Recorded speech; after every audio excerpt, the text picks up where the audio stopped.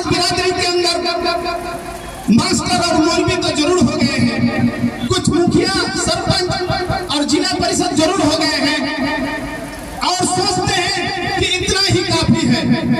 मैं समझता हूं कि आपके मुखिया बनने पर, आपके जिला परिषद बनने पर, आरक्षण के नाम पर वो भी किसी आपकी काबिलियत नहीं है दोस्तों। आपने जो जिला परिषद बना है या आप मुखिया बने हैं या सरपंच बने हैं या समिति बने हैं या प्रमुख बने हैं, मैं समझता हूं आपकी काबिलियत नहीं है। ये एसोसिएशन का देन है, ये मुबारक हुसैन साहब का मेहनत है, ये मौलाना अमीर हमजा साहब का मेहनत है, ये हमारे बीच जो मौलाना इनाम साहब की मदनी साहब का मेहनत है। आपकी काबिलियत नहीं है। अपनी काबिलियत पैदा करने के लिए अपने अंदर आपको किस तरह से आरक्षण के बिना, आरक्षण के बगैर आपकी राजनीतिक हिस्सेदारी हो, आपकी IAS और IPS में आपकी चयन हो, आपके बच्चे पढ़ लिख के आरक्षण लेकर कुछ तालीम याफ्ता होकर, आरक्षण के बल पर आपके बच्चे तालीम याफ्ता होकर IAS और IPS बने, ये सोच पैदा करने की जरूरत है। अब उसी सोच को पैदा करने के लिए आज हम लोगों ने कुछ नौजवानों जद्दोजहद कर मेहनत कर इस वीरान से जमीन पर सिर्फ शेरशाबादी की आबादी है, उस जमीन पर आज प्रोग्राम करने आए हैं। लेकिन हमारे कुछ नौजवान और कुछ भाई, कुछ जिम्मेदार, कुछ मुखिया, कुछ सरपंच, ये लोग ये बातें करते हैं कि शेरशाबादी को ठगने के लिए आया है, ये अपनी रोटी सेकने के लिए आया।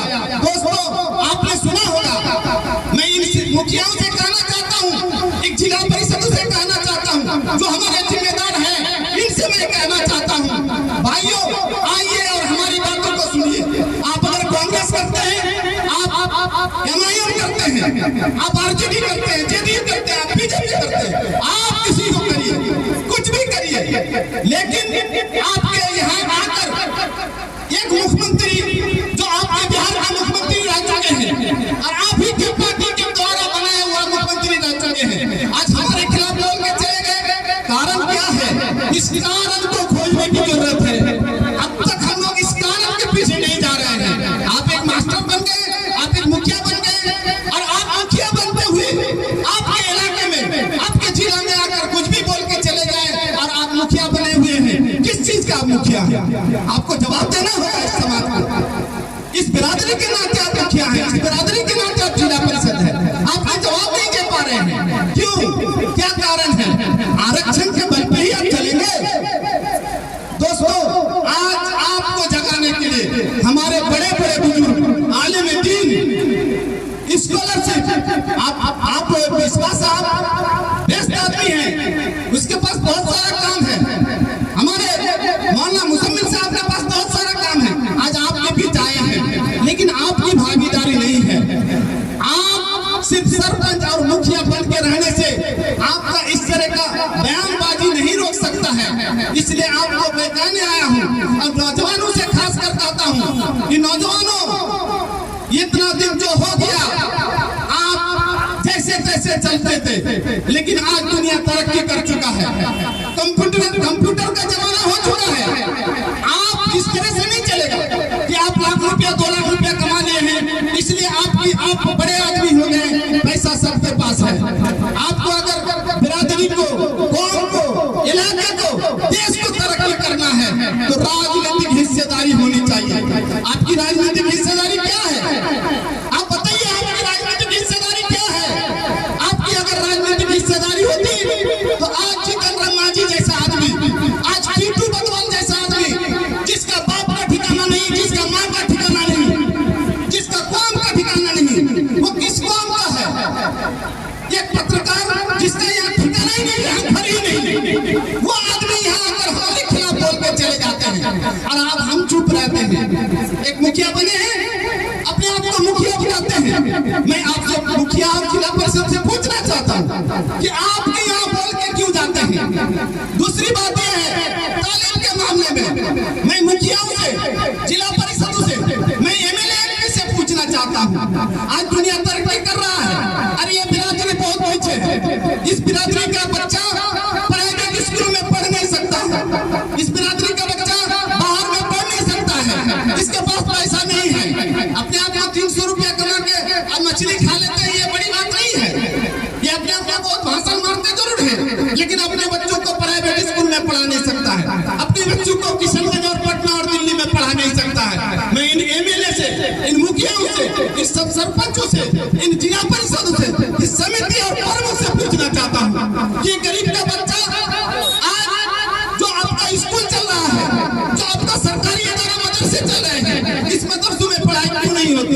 इसका जिम्मेदार कौन है? भाई जो बड़े पैसे वाले लोग हैं उनका बच्चा तो बाहर जाकर पढ़ लेते हैं, उनका बच्चा किशनगंज पढ़ लेंगे, पटना पढ़ लेंगे, दिल्ली पढ़ लेंगे। आपके गरीब का बच्चा के लिए कौन है? ये मुखिया क्यों नहीं आवाज उठाता है? जिसके अभी नसीम साहब बोल रहे थे, जिसको हमने वोट देकर 1952 से लेकर आज तक हम लोग वोट देते आ रहे हैं उसी कांग्रेस पार्टी को। और हिंदुस्तान में, पूरे हिंदुस्तान में आज मुसलमानों की हालत बदतर है, एसटी और एससी से कमजोर है। और किशनगंज में मुसलमानों की हालत पूरे हिंदुस्तान में, पूरे दुनिया के नक्शे में बिल्कुल जीरो है। क्या कारण है? ये एमएलए एमपी क्या करते हैं? इसको तो मुसलमान का क्या आपने वोट दिया। और मुसलमानों की तो हालत वो है, ये शेरशाबादियों की हालत आज के डेट में किशनगंज में सबसे कमजोर है। अल्हम्दुलिल्लाह कटिहार के लोग अल्हम्दुलिल्लाह कुछ हद तक आगे बढ़े हैं। कारण क्या था? आगे बढ़ने का कारण क्या था? क्या किशनगंज के धरती में कोई ऐसा आदमी नहीं था जिसका आज नाम लिया जाता? क्यों नहीं लिया जाता है? इसलिए कि वहाँ राजनीतिक में हिस्सेदारी हमारे लोगों ने, हमारे बुजुर्गों ने लिया था। मुबारक हुसैन साहब एमएलए नहीं होते, शकूर साहब एमएलए नहीं होते, मंसूर साहब एमएलए नहीं हुए होते तो आज आरक्षण ये नहीं मिल गया होता। ये उन सब का देन है कि हम लोगों को आरक्षण लेने के लिए राजनीतिक हिस्सेदारी लेनी पड़ी। और आज मैं कहता हूँ, आपको मालूम होगा, इससे पहले हम लोगों ने सुना है कि 80, 82, 85 से पहले यहाँ पर दूसरे लोग राज करते थे।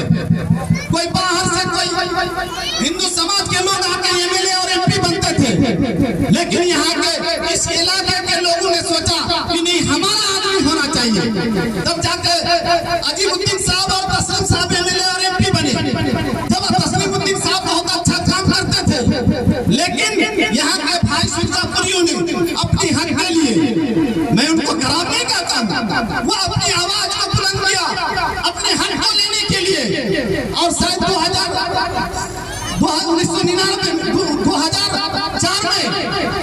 मौलाना असरार साहब को बिरादरी के नाम से अपना हक लेने का काम किया। अल्हम्दुलिल्लाह उसके बाद ये सिलसिला शुरू हुआ। आज किशनगंज के अंदर 50% आबादी उसकी है, लेकिन 100% हिस्सेदारी उनकी है। मैं उनको गलत नहीं कहता हूँ, मैं उनके खिलाफ बोलने के लिए नहीं आया हूँ। मैं इस शेरशाबादी से कहने आया हूँ कि आपकी आबादी हिंदुस्तान के धरती पर 3 करोड़, आपकी आबादी किशनगंज में 5 से 7 लाख की आबादी, आपकी बिहार में 35 से 40 लाख की आबादी, आपकी हिस्सेदारी जीरो क्यों? मैं बुजुर्ग से पूछना चाहता हूँ, क्या सवाल क्यों नहीं करते हैं कि आपको मैंने वोट दिया, कांग्रेस को मैंने वोट दिया, 35 लाख की आबादी हमारी, और हमारी हिस्सेदारी जीरो तक नहीं। 20 से 25 सीट यहाँ का डिसीजन हम लोग लेते हैं, शेरशाबादी लेते हैं कि किसको एमएलए बनाना है, किसको एमपी बनाना है। आप कटिहार में जाइए, ये शेरशाबादी डिसीजन लेते हैं। आप अररिया जाइए, शेरशाबादी डिसीजन लेते हैं। आप सुपौल जाइए, शेरशाबादी डिसीजन लेते हैं। पूर्णिया जाइए, शेरशाबादी डिसीजन लेते हैं। यहाँ भी आप शेरशाबादी डिसीजन लेते हैं कि किसको वोट देकर जिताना होगा। और हमने अक्सर हिंदुस्तान आजाद होने के बाद हमने इस सेकुलर पार्टी को, कांग्रेस और आरजेडी को जिताने का काम किया। कहाँ हमारी हिस्सेदारी हुई? इस हिस्सेदारी को लेने के लिए नौजवानों को जगाने आया हूँ। इस हिस्सेदारी को लेने के लिए मैं बुजुर्गों से गुजारिश करने आया हूँ कि बुजुर्गों, दोस्तों, हमारी राजनीतिक में हिस्सेदारी होना है। वो कैसे होगा? जब तक आप नहीं जागेंगे, आप अपने बिरादरी के लिए, अपने कौम के लिए जद्दोजहद नहीं करेंगे, लड़ाई नहीं करेंगे, अपने हक को नहीं मानेंगे, तो आपको कोई देने वाला नहीं है। मेरे खिलाफ में बहुत सब बातें हुई हैं। हमारे यहाँ के नेताओं ने, पूरे किशनगंज जिला के नेताओं ने मेरे खिलाफ बहुत सब बातें कहा है कि ये बीजेपी से है, ये बीजेपी का काम करता है। दोस्तों, मैं आपको क्लियर करने आया हूँ, मैं बीजेपी में जरूर हूँ, लेकिन बीजेपी में मेरा कोई वजूद नहीं है। अगर बीजेपी में मेरा वजूद है, इस बिरादरी की वजह से है। अगर इस बिरादरी में मैं नहीं रहूंगा, इस कौम में ही मैं नहीं रहूंगा, इस बिरादरी के हित में नहीं सोचूंगा तो मेरी बिरादरी, मेरी हिस्सेदारी वहां जो थोड़ी होगी। और मेरे जैसा नौजवान, मैं अपने आप को कहता हूँ मैं किसी का गुलामी करने के लिए नहीं हूँ। मेरी हिस्सेदारी अगर नहीं होगी तो मैं आपके पास नहीं जाऊंगा। मुझे हिस्सेदारी चाहिए, इसलिए मैं बीजेपी करता हूँ और कांग्रेस, आरजेडी, जेडीयू और एमआईएम से कहने आया हूँ कि आपको अगर हमारा वोट चाहिए तो मेरी हिस्सेदारी होनी चाहिए। अगर राजनीति में हिस्सेदारी नहीं होगी, हमारे आयोग में और चेयरमैन में हिस्सेदारी नहीं होगी तो मैं भी आपको वोट नहीं करूंगा। मैं ये बात कहने आया हूं दोस्तों। मेरा वोट लेके आपने बहुत इस्तेमाल किया, मुझे आपने इस्तेमाल करके इस कौम को और पीछे किया। अल्लाह का डर दिखाने के बजाय आपने आरएसएस और बीजेपी का डर दिखाया। ये कौम आरएसएस और बीजेपी और हिंदुओं से नहीं डरता है। ये बिरादरी अगर एक अकेला है और 50 दूसरे चाहते और कौम के लोग हैं तो ये बिरादरी हक में अकेले खड़ा रहता है। अगर इस तरह का मजबूत कौम आज ये कहने आया है कि आरजेडी के लोग, बीजेपी के लोग, कांग्रेस के लोग, एमआईएम के लोग, आप मुझे हिस्सेदारी दो। अगर मुझे हिस्सेदारी नहीं दोगे तो मैं भी तुम्हें वोट नहीं करूंगा। अब बिरादरी और जात और धर्म के नाम पर हमको डर दिखाकर, मुसलमान और हिंदू का डर दिखाकर मुझे बहका नहीं पाओगे। यही समाज को जगाने के लिए आज हम लोग ये प्रोग्राम किए हैं। मैं आखिर में कहना चाहता हूँ, जो भी हमारे बिरादरी के लोग कांग्रेस करते हैं, मैं उनसे एक सलाह देना चाहता हूँ कि आप अगर कांग्रेस करते हैं, आप कांग्रेस को वोट करिए। अब्दुल रहमान बीजेपी में है, मैं आपसे वादा करने आया हूँ, जिस दिन आपका कांग्रेस किशनगंज से ये वादा कर लेगा कि एक सीट विधानसभा में मैं शेरशाहबादी को दूंगा, पहला शख्स अब्दुल रहमान बीजेपी छोड़कर ये एमपी में ही एमएलए का सीट देना है। एमपी के एमएलए का सीट का वादा कर लेगा। अगले बार जो 2024 में चुनाव होगा, अब्दुल रहमान कांग्रेस का दामन फिर थाम लेगा। मैं ये कहने आया हूँ, आरजेडी के लोगों से कहना चाहता हूँ, अब बहुत आरजेडी का भक्त बने हुए हैं। और आज जो मदरसा बोर्ड का चेयरमैन बना, मदरसा बोर्ड का जो मेंबर बना, 35 लाख की आबादी, और अक्सर हमारे मौलवी हैं, जो भी पढ़ा लिखा है सारे मौलवी हैं, 95% मौलवी हैं, 5% ही होंगे जो मौलवी नहीं है, वो मास्टर ऐसे स्कूल में पढ़े हैं। तो इतने बड़े बड़े उलमा रहते हुए हमारी हिस्सेदारी आज मदरसा बोर्ड में क्यों नहीं है? ये कांग्रेस और आरजेडी से पूछना चाहता हूँ, जेडीयू से पूछना चाहता हूँ। जेडीयू के लोगों ने महमूद अशरफ के इलेक्शन में आया और हमसे वादा करके किया कि आपका हिस्सेदारी ये चेयरमैन और आयोग में देंगे। लोकसभा के चुनाव में, आज लोकसभा का चुनाव फिर आ रहा है, मैं उस जेडीयू के आदमी से कहना चाहता हूँ कि आपका वादा क्या हो गया? इस बिरादरी को लॉलीपॉप दिखा के आपने तो 35, 40, 50 हजार वोट जेडीयू को हम लोगों ने दिया था, यही लालच में कि हम लोग कुछ हिस्सेदारी मिल जाएगी। ये हिस्सेदारी मुझे नहीं मिला, फिर भी आज हम उसका गुण गाएंगे। क्यों? क्या मिला? मुझे हिस्सेदारी चाहिए। मैं एमआईएम के लोगों से मैं कहना चाहता हूँ कि आप मुसलमानों का हितैषी हैं, आप मुसलमान के हक में बात करते हैं, ये अच्छी बात है। मैं भी मुसलमान हूँ, मुझे भी अच्छा लगता है, लेकिन आपने वादा किया था विधानसभा के चुनाव में ये टिकट देंगे, आपने नहीं दिया।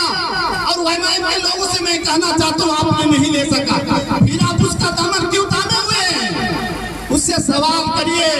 मैं अपने आप को बीजेपी से कहता हूँ और बीजेपी के लोग सुनते भी, मीडिया वाला जाएगा भी। मैं आपसे कहने आया हूँ, बीजेपी भी अगर मुझे टिकट नहीं देगा, लोकसभा ही, ये जो 5 जिला है, 5 विधानसभा है, 5 लोकसभा है, जो हमारी आबादी है, मैं बीजेपी से भी कहा हूँ और कह रहा हूँ आपके माध्यम से कि आप भी अगर मुझे ये टिकट बीजेपी से नहीं देंगे तो जो भी मैं बीजेपी करता था, आपने तो मुसलमानों को धमका के रखा है, डरा के रखा है, एक भी आदमी नहीं रहेगा और दुआ भी करेंगे और दवा भी बांटेंगे।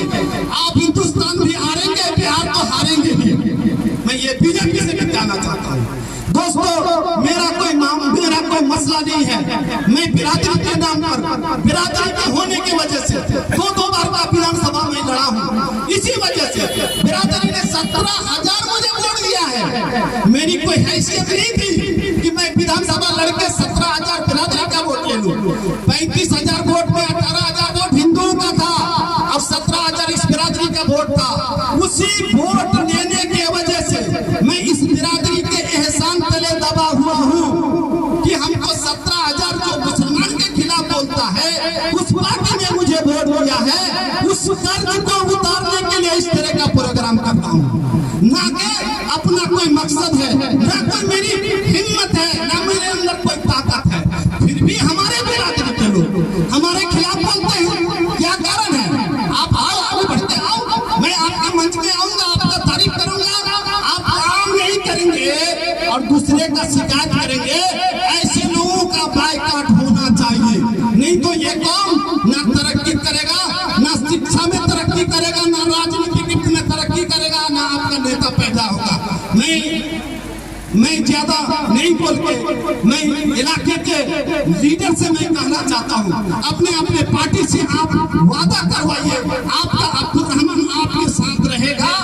मैं किसी जात, किसी धर्म, किसी इलाके के किसी के खिलाफ नहीं हूँ, न किसी पार्टी के खिलाफ हूँ। मैं अगर हूँ सिर्फ अपनी बिरादरी को जगाने के लिए, ये कौम पीछे है इसको आगे बढ़ाने के लिए मैं आया हूँ और इसी काम को मैं करता हूँ। मैं बहुत कुछ बोल दिया जज्बात में, क्योंकि मेरे अंदर वो जज्बात थी कि मैं अपना कर्ज उतार दूं। मैं और ज्यादा नहीं बोल के, अगर दौरान तकरीर कोई गलती हो तो माफ करेंगे। मैं इन्हीं चंद शब्दों के साथ मैं अपनी बात खत्म करता हूँ। जय हिंद, जय भारत, जय